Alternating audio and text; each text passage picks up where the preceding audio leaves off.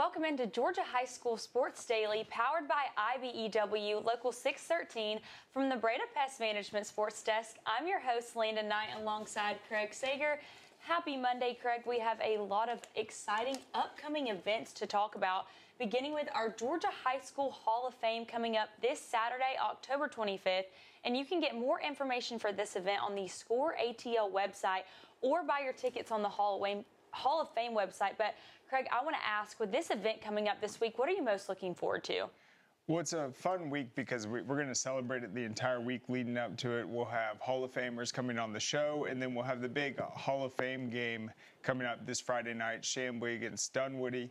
We got two inductees from each of the school going in.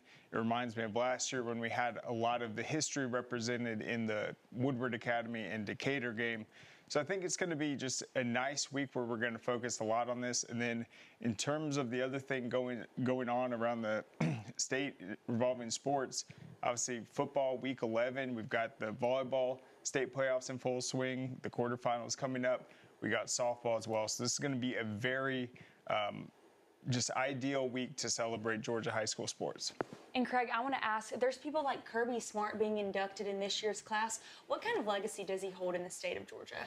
I think, well, an exceptional one, just from his playing days at the University of Georgia, where he was just considered that gritty guy that he had so much heart when he was out there on the field, just seeing the way he played, coming up with the big plays, holding the ball up after the interceptions, just the celebrations, kind of that same excitement you see now as a coach on the sideline, that same passion. So he's a great competitor.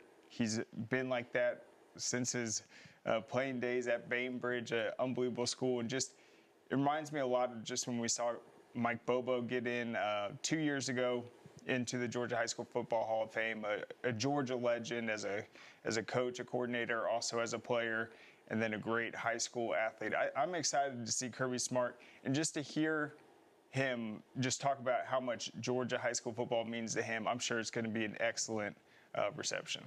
And Craig, you touched on this, but our game of the week is going to be Chamblee versus Dunwoody this upcoming Friday night.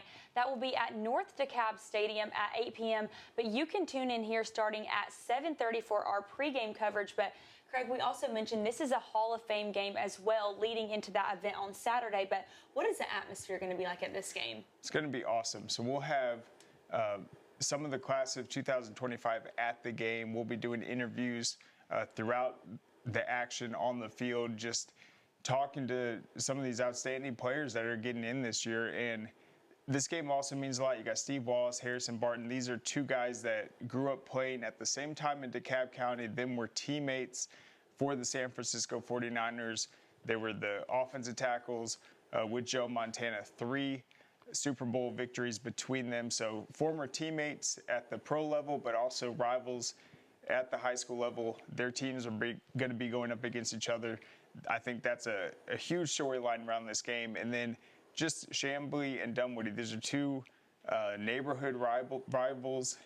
I don't really know what to expect at this point in the matchup. I think it's anyone's game. I think this is a game that can go in either team's favor. So I think it's going to be competitive, fun, and this game's just an opportunity for us to really talk to the guys ahead of the ceremony.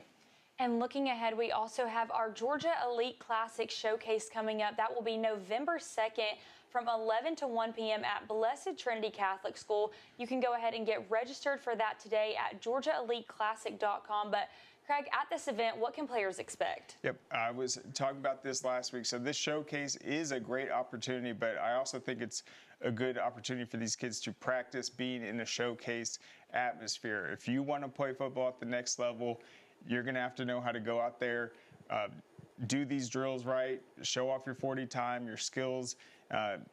You're going to have the heights and measurables. This is a very important opportunity, experience for them, but also just to get in the game. We have a ton of invitations and invites that will be awarded out to fill these slots, and we've got a bunch of openings in all the games. So we're going to have seniors out there, middle schoolers, but all of them will get that equal look, that equal opportunity to play in the games in December. Now let's get into our fast break headlines.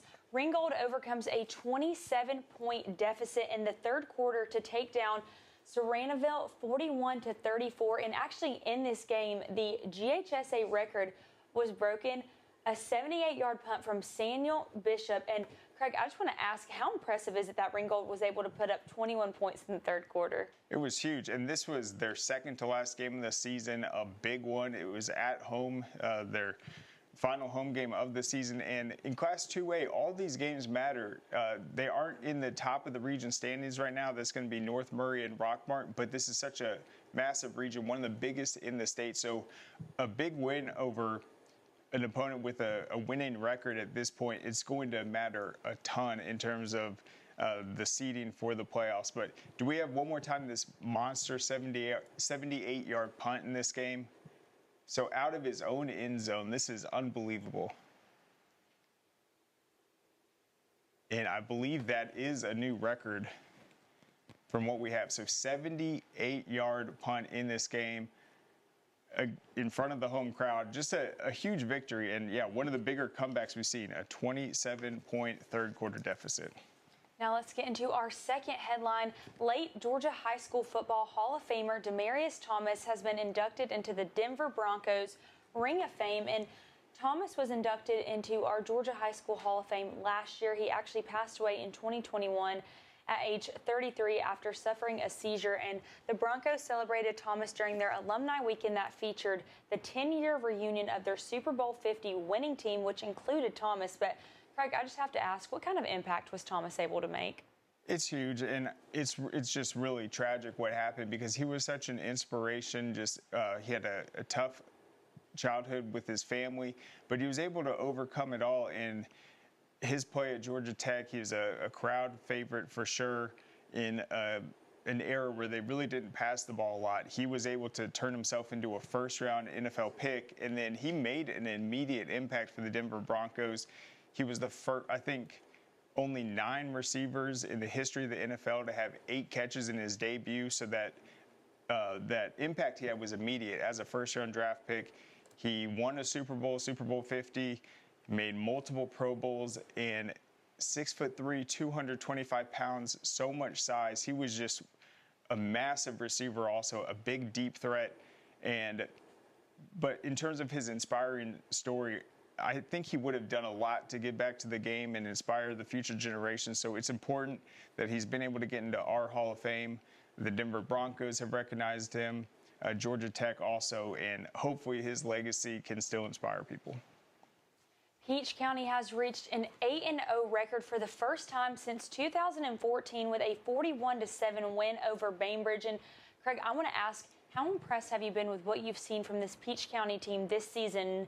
How can we expect them to do moving closer to the playoffs? I think very well. So they've been number 1 in the classification.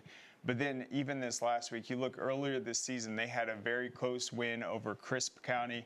Crisp County is the team that just beat Pierce County, who's number 2 in Class 2A. So their resume is looking even stronger at this point. They're 8-0. Coach Westbrook's done a phenomenal job. He's been there a couple years now. I think this is their chance to return to the state championship, and it's quite an accomplishment for them to be 8-0. They should be able to get that top number 1 seed. We'll see how it ends up playing out with the playoff rating system. But as teams like Crisp County end up getting the big upset wins over Pierce County, that's only going to help them in the overall standings. Moving on to headline 4, 3-star Valdosta edge rusher Corey Howard has flipped his commitment from UGA to Alabama. And he's a 2026 prospect from Valdosta, and he stated that the environment and the plan at Alabama was a deciding factor in flipping his commitment. But Craig, I want to ask, how big is this for Alabama? I think it's huge. He is a senior, so this is one of those late flips. This is probably going to be his ultimate decision, but when you look at what Alabama's been able to do on the defensive line this year, the disruption, they are, I think, the premier group in the college football landscape. I think he's excited to go there, and it's definitely a big flip. Anytime you go from UGA to Alabama, you're going to be wearing that the rest of your college career. Moving on to headline 5, the Navy All-American Bowl has invited 11 players from Georgia to participate this year. And just to give those players a shout out, that is running back Jerry Beard from Prince Avenue Christian, wide receiver Aaron Gregory from Douglas County, wide receiver Devin Carter from Douglas County, wide receiver Jaden Upshaw from Lee County, O-lineman Alexander Brewer from Sequoia, D-lineman Tristan Givens from Carver Columbus, D-lineman Bryce Perry Wright from Buford, linebacker Tyler Atkinson from Grayson, linebacker Xavier Griffin from Gainesville, linebacker Braden Roos from Kell, and DB Jordan Edmonds from Sprayberry. And Craig, what kind of impact and honor does it mean to be able to get to play in this Navy All-American Bowl? It's huge. Georgia's always well represented, but this game just has a great track record of the invites to this game end up doing tremendous things in college and ultimately making it to the NFL. I think what will be interesting in this game, an all-star setting, guys like Jordan Edmonds, we'll see if he gets tested defensively, but will the coaching staff recognize what a dual two-side of the ball threat he is? Will he be able to play offensively in this game? I think a lot of these guys are versatile, and you could get an opportunity to see them be creative with their impact.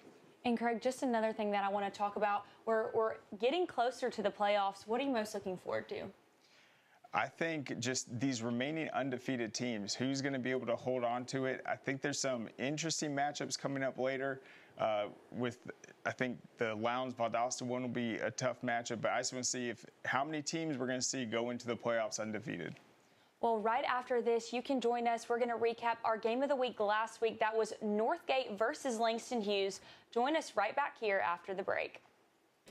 Nobody wants to hear the word roaches, because who wants to admit they have roaches? I actually found some weird roaches. I didn't know what they were. I decided to choose Breda. I reached out to them. They check in routinely. They're explaining what they're doing, so there's a lot of clarity in the process as well. I think that just speaks to the level of safety that I feel with the organization. The facts are, roaches are everywhere in our environment, so what are you doing to keep them out of your home? Breda, Breda, no need to be afraid of bugs.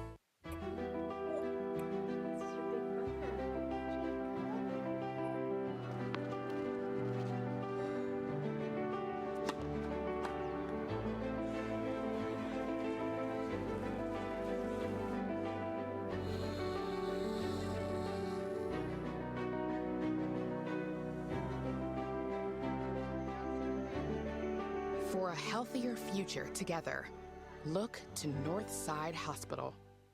This makes my dad proud. He went through his whole career as an employee. Now I'm the employer, something he didn't achieve. We are signatory to IBEW and do IBEW people wherever we go that we feel like they are faster and better than any of our competition. The advantages of being a signatory contractor is you're trained employees. You have unlimited manpower. It allows me to bid on jobs that I ordinarily would not go after. Man, you know how to do this? Man, I don't even know. I was flipping burgers last week. Violation, unsportsmanlike conduct, impersonating a craftsman. Skilled trade unions are well-trained career pros, not part-timers. Construction is a rewarding and lucrative career with the advancement potential, but you have to do it the right way with the right training. Learn how you can be a pro. Find your career at GeorgiaConstructionCareers.com. You may know Tidal Wave Auto Spa as the world's greatest car wash, but did you know Tidal Wave also has the easiest fundraiser? So easy, our mascots think they can do anything, like making the big play on the big stage. Okay, maybe just a dream, but it is a super easy fundraiser. Just sell watch tickets and watch the money come in. If your flag football team, school, church, or group needs funds, go to TidalWaveAutoSpa.com and get started today. Georgia's Rome is the place to be this season. Visit our vibrant downtown. Enjoy live concerts, attend street festivals, and see Wings Over Northwest Georgia Air Show. Plus, you can enjoy a haunted tour or two and these upcoming events.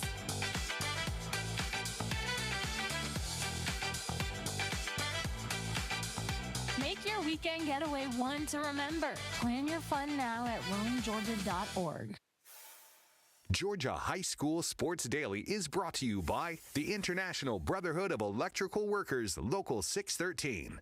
Electrify your career. And by Breda Pest Management. They handle bugs and critters. Welcome back into Georgia High School Sports Daily. We are at the Breda Pest Management Sports Desk, and now we're just going to take some time to recap our game of the week last week. That was Northgate versus Langston Hughes, and both of these teams were going into this matchup undefeated. Both were 7-0. This now will make the first region loss for Northgate, but we got to talk last week about looking at their toughness of schedule going into this matchup.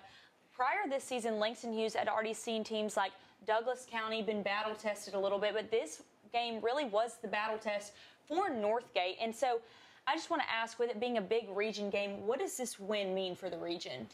Well, it means a lot. I think with the strength of schedule Hughes had, that showed them some teams like Douglas County where it just helped them play a fast brand of football, both sides of the ball. I felt like they were able to be a faster team than Northgate.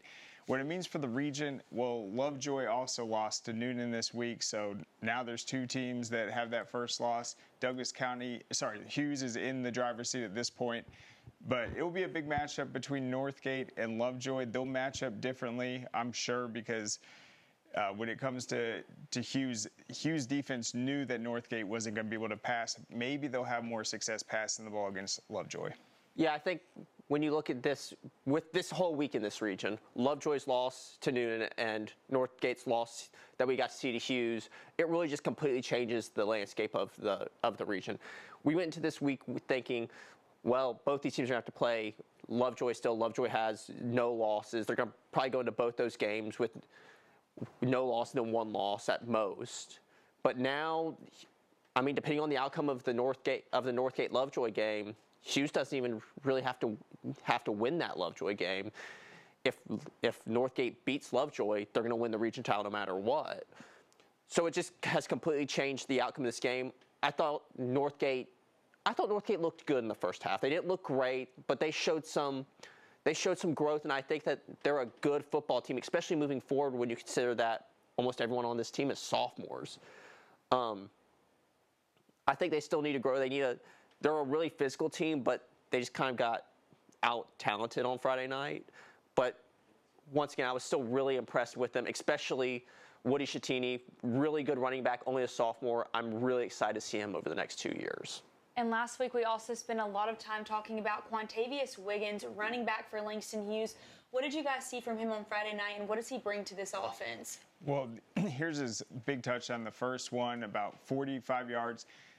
This is a player that had, I think, a 71-yard touchdown against Douglas County and a 99-yard kickoff return. He's very explosive, big running back.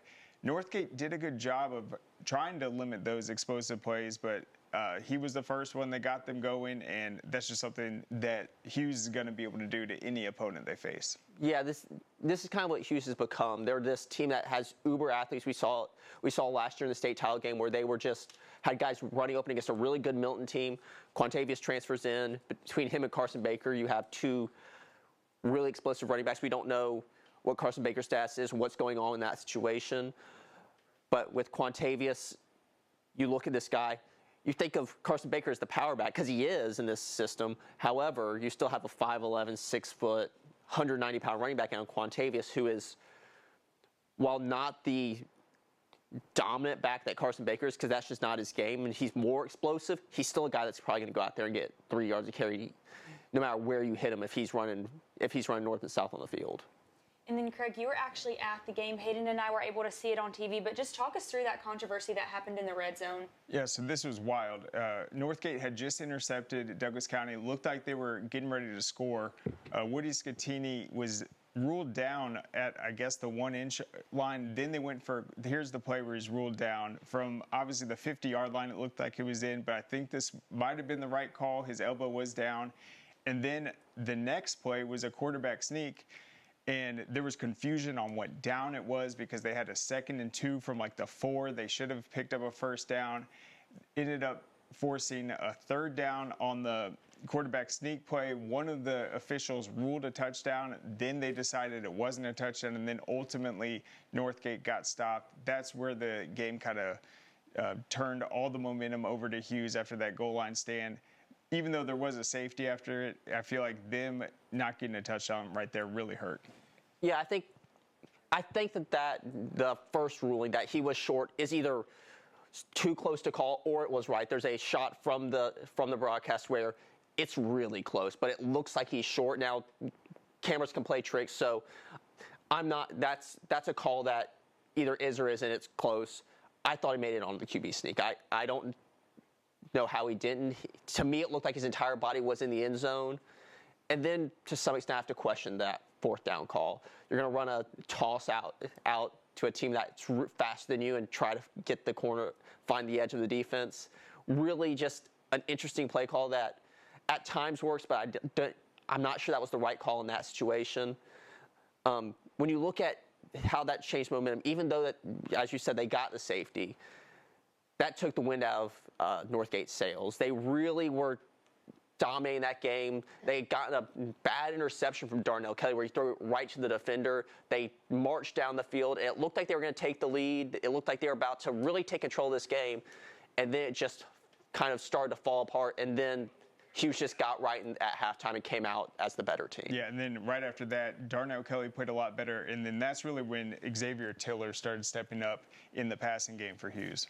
And guys, I want to touch on this Northgate team. So we had the opportunity to talk to Coach Whitley last week. He emphasized how important their time in the weight room has been this season. How did you see this physicality come to life with this Northgate team, and how would you gauge their toughness? Well, I thought they played really well in terms of physicality. Keaton Stegall in that safety position for Northgate, he had some of the hardest hits of the night. I feel like they tackled very well. It was some of the explosive plays, and that's just what Hughes is going to be able to do. They have that all-state track speed all over the field, so it's tough to completely limit those explosive plays, but physically I was definitely impressed. Yeah, I think when you look at this game and when we look back on this game, Hughes is a top team in the state. They're going to compete for a state title. I'd be shocked if they didn't at least make a semifinals. If they won a state title, I would sit there and say that's the kind of team that they are. So to be out there and go and hold your own physically in a game where you're really outsized and you're outmatched talent-wise as of right now, especially on that defensive line, they're a little undersized up there. They're playing against an offensive line that's one of the best in the state year in and year out. Kelsey Adams, I've been really impressed with. He's committed to the University of Georgia for a reason. To go out there and hold your own for that first half, and then even though it kind of started to fall apart just because you didn't have the depth that Hughes has in the second half, that's not a problem for me. I think that they probably get the second seed in this region. They probably make a second-round appearance. And for a team that went 2-8 last year in the first year, and only the second year of this coaching regime, I think it looks really good moving forward. And Hayden, you touched on Woody Scatini. He was all over the field, clearly able to make such an impact and asset to this program. How impressed were you with his performance? I mean, I'm really impressed. He's kind of an undersized back. He's not your traditional 5'11", 220-pound back. He's somewhere around 5'9", 180 pounds. I thought he did a really good job running between the tackles. He also has, while not breakaways, but he's not going to sit there and take an 80-yard touchdown to the house against most really good teams. He has enough to get 20, 30 yards on a rush. He's enough to punish the defense for making mistakes. I really like him, especially considering he's only going to get bigger and he's only going to get faster in the next 2 years. And then lastly, just to close things out, the engineering from Darnell Kelly, have you been impressed with what you've seen from him? Yeah, I mean, here's the thing. Darnell is a gunslinger. You're going to live and die by his arm. He's going to make some mistakes that you go, what are you doing? But he's also going to make those throws that you go, what are you doing, that end up in a touchdown? So you take the good with the bad. He's grown a lot since his first year starting 3 years ago at Peachtree Ridge. I'm really excited to see him get to play in the playoffs. And with this Enrico Hines offense, it's going to be a ton of fun. We will be right back after this short break to look at our Week 10 updated football rankings. Don't go anywhere. Welcome back into Georgia High School Sports Daily. We are at the Breda Pest Management Sports Desk, and now we're going to take a look at our updated Week 10 football rankings, beginning with our 6A classification. So, Craig, in this 6A classification, Hillgrove and McEachern had to face each other. Hillgrove lost. They moved down. Just talk me through this movement and this process. Yeah, so McEachern is a top 5 team in my poll, and this was a big matchup for Hillgrove. They were at number 9 going into it. It's their first loss of the season. Was it as close as I expected? No, McEachern was able to dominate. So I did drop Hillgrove just 1 spot, but I am that high on McEachern. I think they're a real contender this year, so I didn't take Hillgrove completely out. I think they still have a chance to beat Harrison, get home field in the playoffs, and then all of Region 1, the South Georgia teams were off this last week, so Colquitt was able to move up just after Hillgrove went down, but not much change this week, but certainly a huge win for McEachern, definitely the biggest win of their season. Now let's take a look at our 5A classification. So we see that Northgate has now dropped out after their matchup with Langston Hughes, but Rome has now claimed this number 10 spot. What went into this decision? So Northgate, I think they're a good football team. They're still just right outside my rankings. They're not. There's a world where they could be back in my rankings next week, depending on just how things shake out. I think for me, Rome's that team that's been right there. I've been trying to figure out how to get them in, but I didn't want to. I felt that my rankings were as good as they could be at the time with the information that I had. At this point, Rome has done more than enough to deserve to be in it. Their only 2 losses are to Creekside in week 1, who we've seen how great they are, then Carrollton, who's another top 3 team in 6A. Those losses are really good losses. However, they don't have they have a Toombs County win, but that's against a much smaller school. Outside of that Toombs County win, they really haven't played a great team, so it's been hard to move them up any. But I think this is a really good football team. And then Jackson County and Lee County moved up because of Northgate falling out. Now let's look at our 4A classification. So here you see Creekside and North Oconee at that number 1 and number 2 spot. They both had a bye week this week, but other than that, there's no movement. Just talk to me about this consistency in this 4A classification. Yeah, I feel pretty good about this poll. There was some concern just on some of the teams that wanted to put in the top 10 that weren't, but I really like this group. So number 1 and number 2 were off this week. That was Creekside, North Oconee. Cartersville played 52-0 victory. Nate Russell, 5 touchdowns on 8 of 8 passing. They look incredible. Benedictine put up 75 points. Marist looked much better than they did against St. Pius last week, where County got a solid win over a good Perry team, and then Cambridge was off.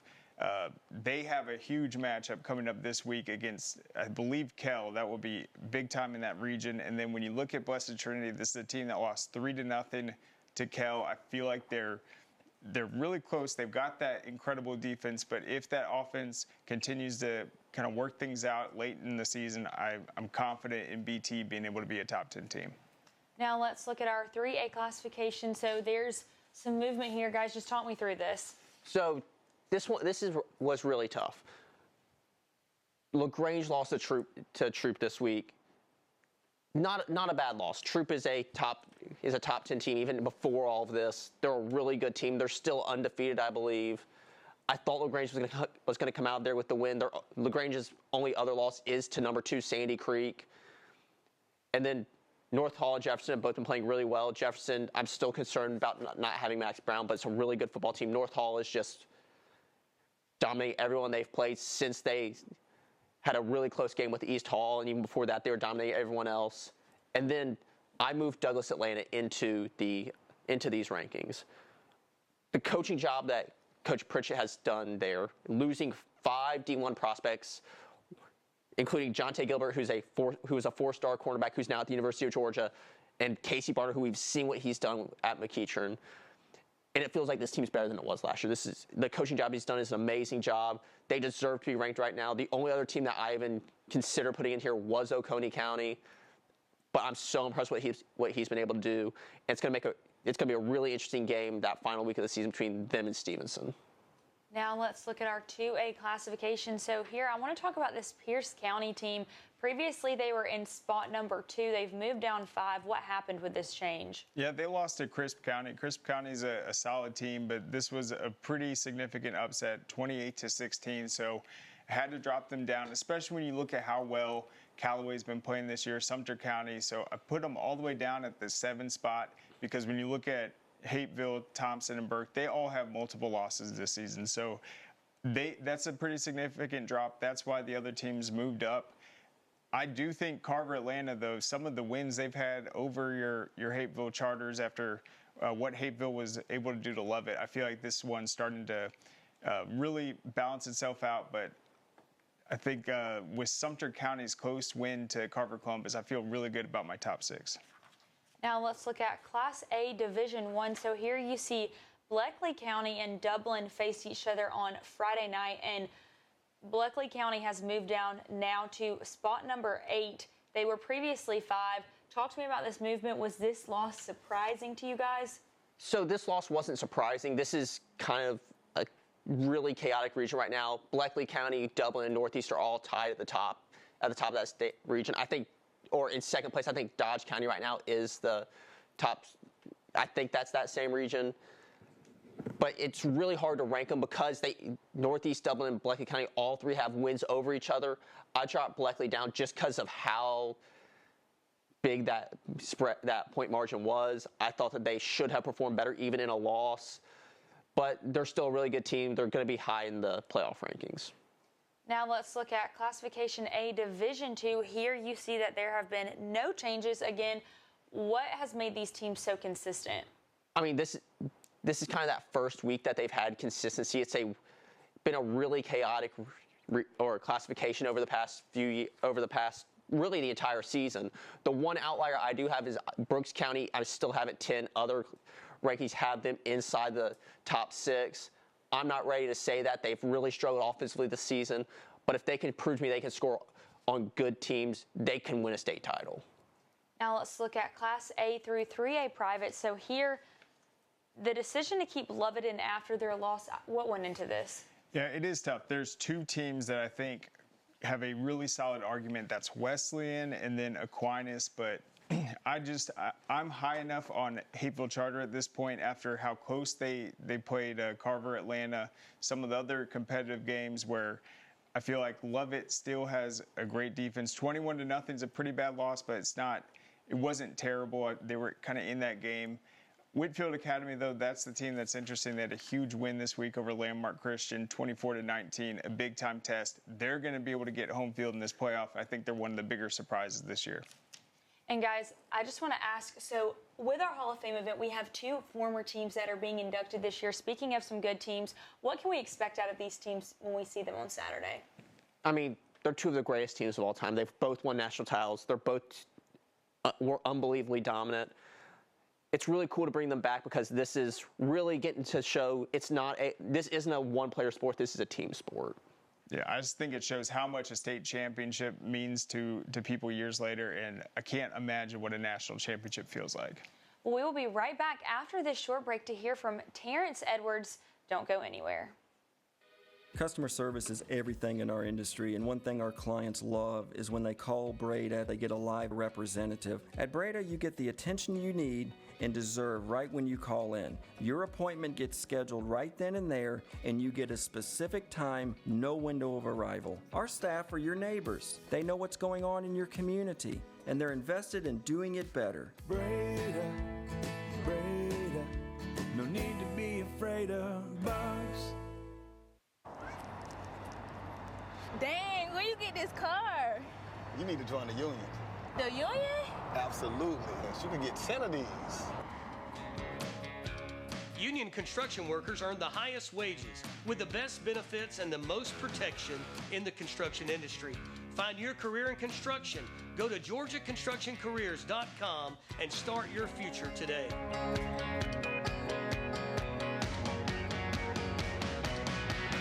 A journeyman with Local 85, when you turn out, you can be hitting 6 figures. Hey, I have your back, you have my back. We're gonna do this together. We're one for all for one. College just wasn't for me. Let's look into actual career jobs that wouldn't take college, where I wouldn't, lose money and all that. Instead of losing a lot more money at the end, why not make money and make more money at the end?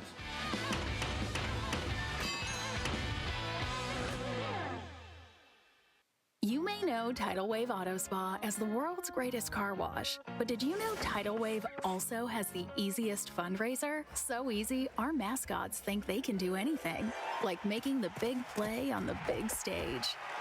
Okay, maybe just a dream, but it is a super easy fundraiser. Just sell wash tickets and watch the money come in. If your flag football team, school, church, or group needs funds, go to TidalWaveAutospa.com and get started today. Nothing is as pure and special as high school sports in the state of Georgia. And Score Atlanta is its #1 fan. High school sports are about families, kids chasing their dreams, communities supporting their teams year in and year out, neighborhood signs, and off-season workouts when nobody's looking. It's the biggest stage that young athletes get to climb for the very first time. And Score Atlanta wants to connect your brand with Georgia high school sports in ways that have never been available before.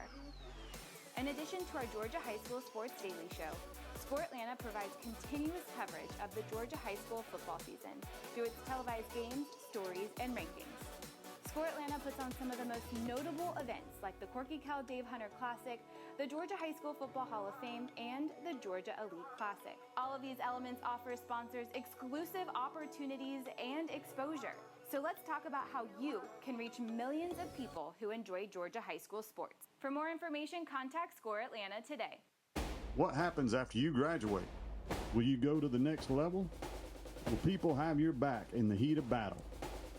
Will you still train like a champion in the pursuit of greatness?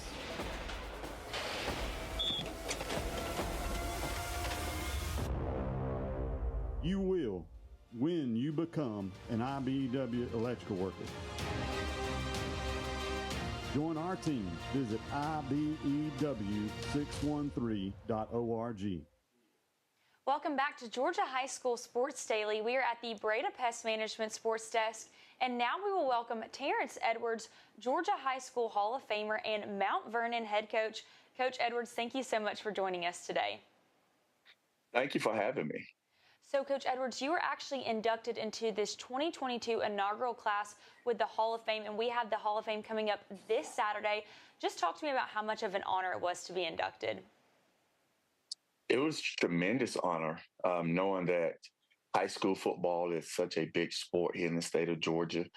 And there were just so many great athletes that we've seen throughout the years. And it was just a great honor, especially going in with the first class, knowing that it was just thousands and thousands upon high school athletes here in the state of Georgia, present and past. And it was humbling and a great experience for my family.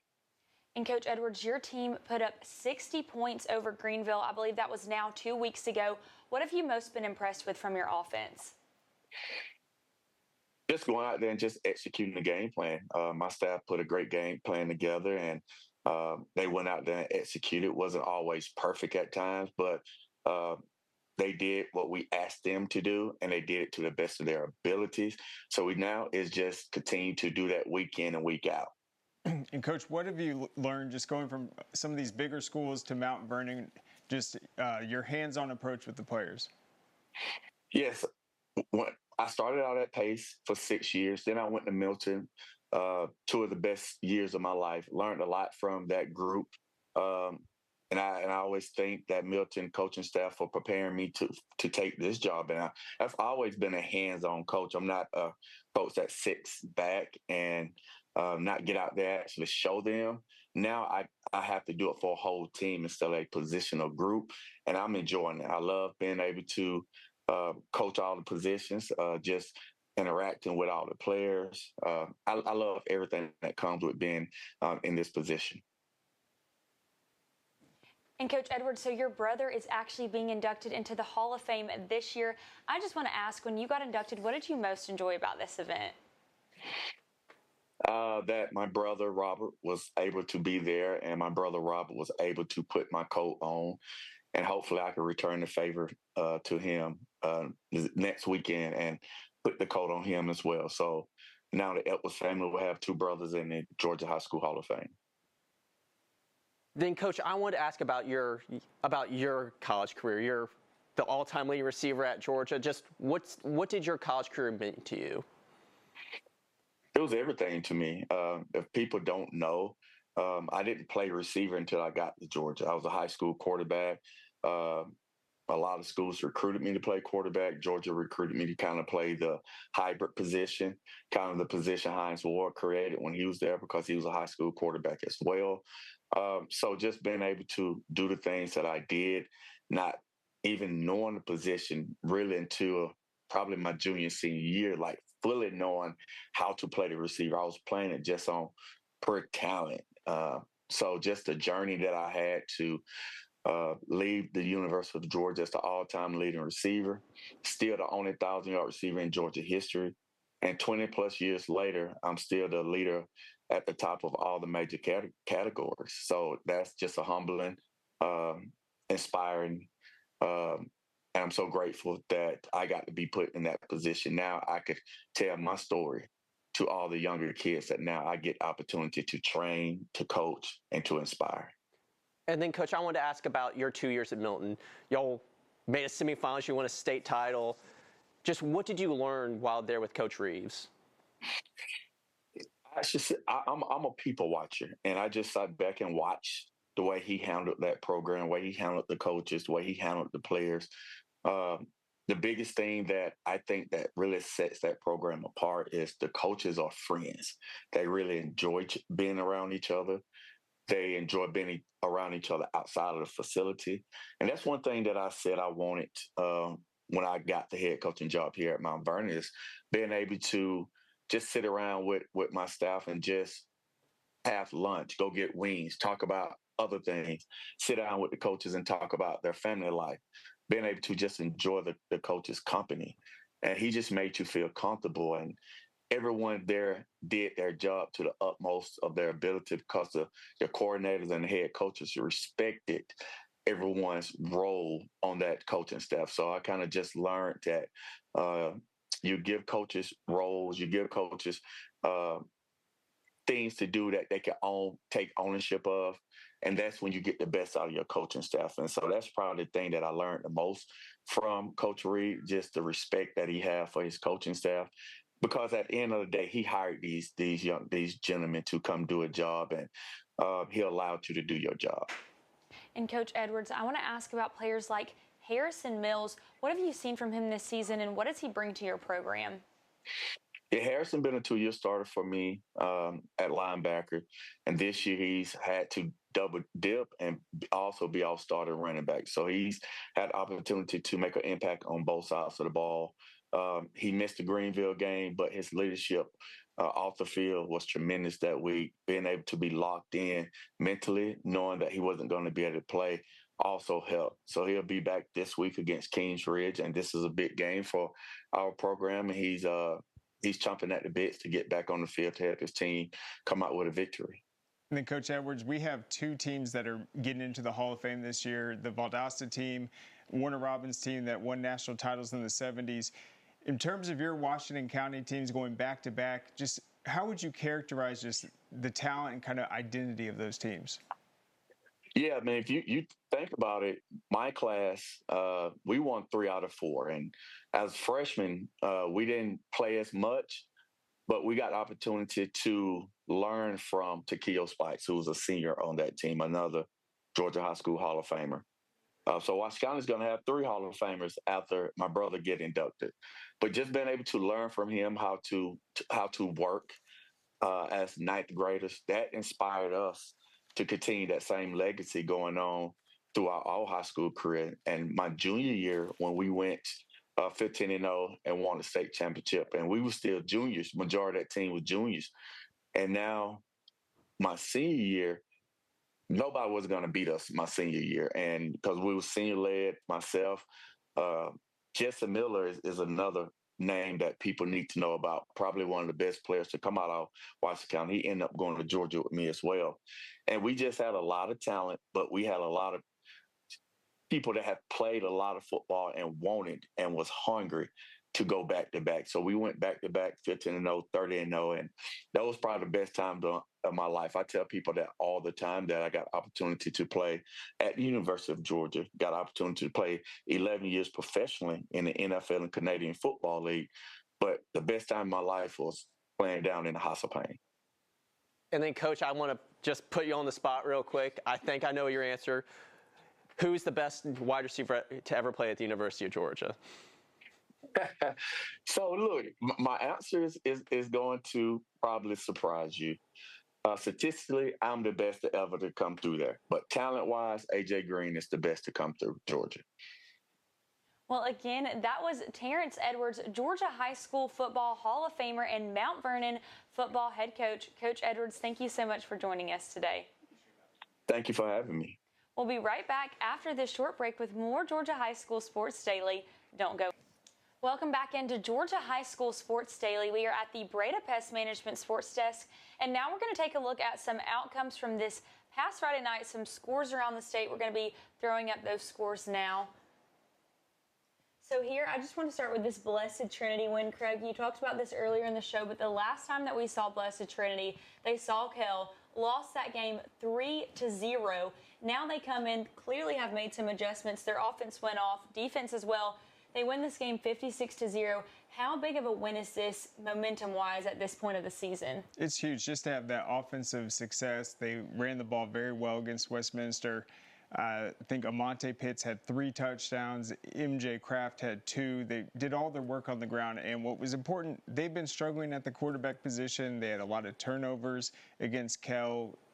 They weren't efficient on third down at all, but they went into this game knowing they wanted to run the football, and they did that. So I think moving forward in region play, they should be able to add a little more balance, but definitely a big result, 49-0 lead at the half and a dominant victory. And then with these other scores, I just want to ask, we talked about this Lovett loss a little bit earlier, Etowah loss. Were any of these other scores surprising to you guys? I'm not sure surprising is the right word, but Houston County taking care of business against Coffee. This is a good Coffee team. They're only 2 years removed from a state title. Sets up this week a game against Thomas County Central between 2 8-0 teams. It's going to be really exciting. This, at least for Thomas County Central, if they win the region title. If Houston County wins, they still have to play Lee County in the final week of the season. But this is going to be a really exciting matchup, and this was just one of the scores that set it up. Now let's take a look at some more scores. We have Crisp County and Pierce County. Crisp was able to get the win. Gilmer and Calhoun. Calhoun capitalized, got the win. Roswell and Lanier. I think that this might have been a little bit surprising that Lanier was not able to get on the board at all. Roswell clearly had a very dominant performance. And then Rome showed out 62-22 over South Paulding. How do you guys feel about these outcomes? Yeah, I think really looking at that Roswell-Lanier score, Roswell's a really good team. They're in my rankings. They're a team that year in and year out is competing for region titles. Last year they were the 2 seed in that region with Milton and Gainesville. It's a really impressive because I don't even believe Milton or Gainesville were this dominant of Lanier. Gainesville really struggled with Lanier, and they go into that game. I get that it was at Roswell, but to shut them out, score 57 points, bodes really well for this week's game against Gainesville in a really exciting matchup. Yeah, I would have thought like a 17-point victory would have been a good outing. 57-0, that's a huge result. And then the biggest result on the page right now is that Pierce County loss. That really shook up the poll. I dropped him down, I think, 5 spots. I think the AJC took Pierce County out completely after that one. So that was a huge result that we did not see coming. Yeah, but I think when you look at that game, this feels like a Pierce County thing. They always seem to have that one loss and you're like, they shouldn't have lost that game. And even 2 years ago, I believe they were the 2 seed coming out of that region when they won the state title. Yep. Now let's take a look at some more scores. We have Griffin and Jonesboro on this slate, and that was actually one of our pick'em games. We knew that this was going to be a good matchup. Griffin was able to come out with a win, 21-15. How did you guys feel about this? Well, it's huge. I knew Griffin was back this year. They had a great resume going into this game, but Jonesboro is an outstanding team. That was a huge win for the Bears. Yeah, this is a huge – this was, I think, mainly on the coaching staff of Griffin.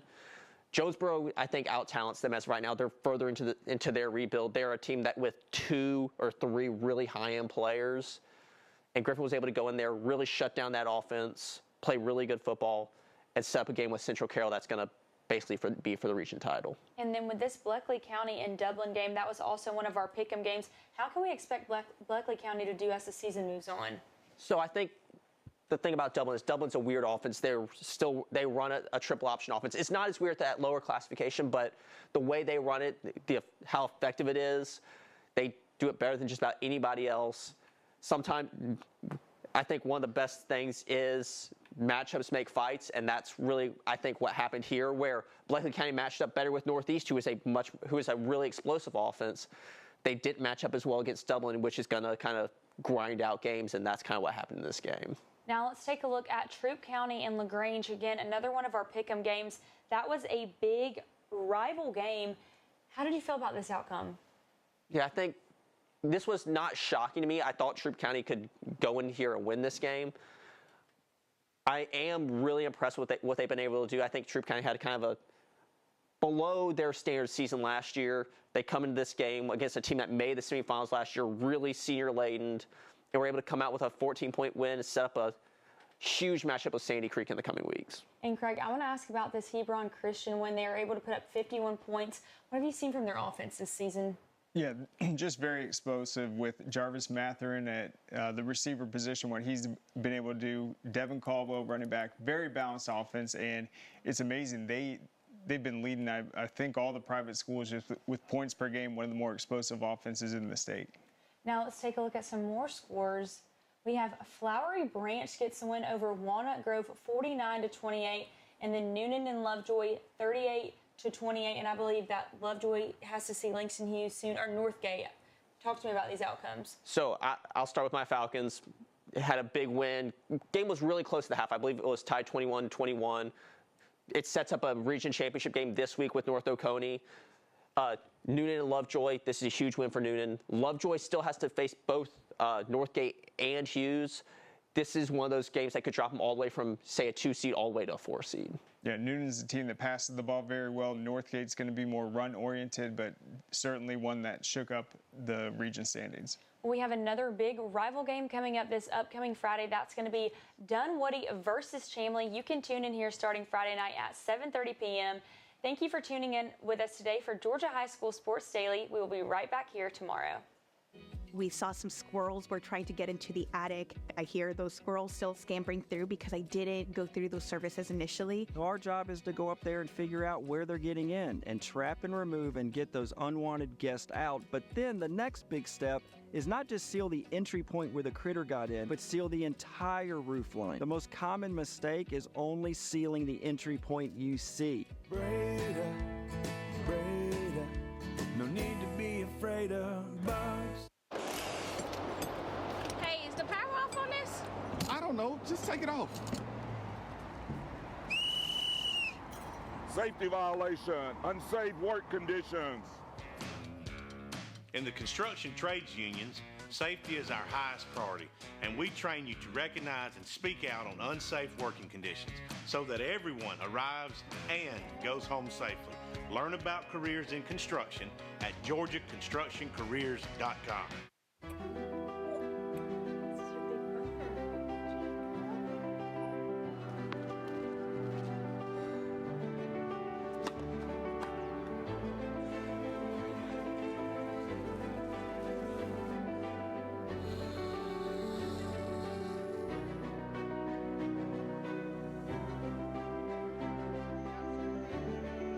For a healthier future together, look to Northside Hospital.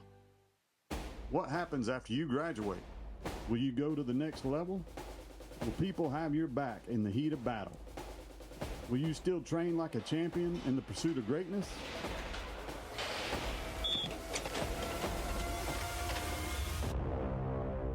You will when you become an IBEW electrical worker. Join our team. Visit IBEW613.org.